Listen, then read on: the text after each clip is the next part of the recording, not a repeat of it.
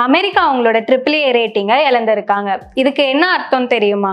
First டைமா 3 major credit rating agency யூஎஸோட top tier ரேட்டிங்ல இருந்து கீழே வந்திருக்கு.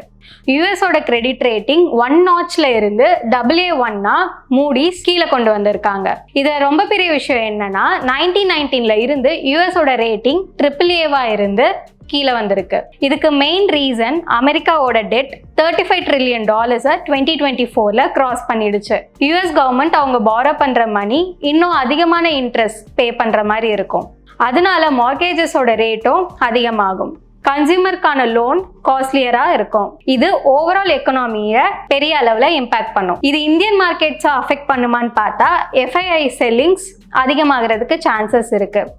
அதை தவிர எந்தவித மேஜர் இம்பாக்ட்ஸும் இந்தியன் மார்க்கெட்டுக்கு கிடையாது. யூஎஸ் எக்கனாமி இன்னும் ஸ்ட்ராங்கராக தான் இருக்கு. இந்தியாவோட பிக் கன்சர்ன் என்னன்னு பார்த்தா யூஎஸ் இம்போஸ் பண்ண நியூ டாரிஃப் தான். இந்த மாதிரி மார்க்கெட் ரிலேட்டட் அப்டேட்ஸை தெரிஞ்சுக்க மைல்ஸ்டோன்ஸ் வெல்த்தை ஃபாலோ பண்ணுங்க.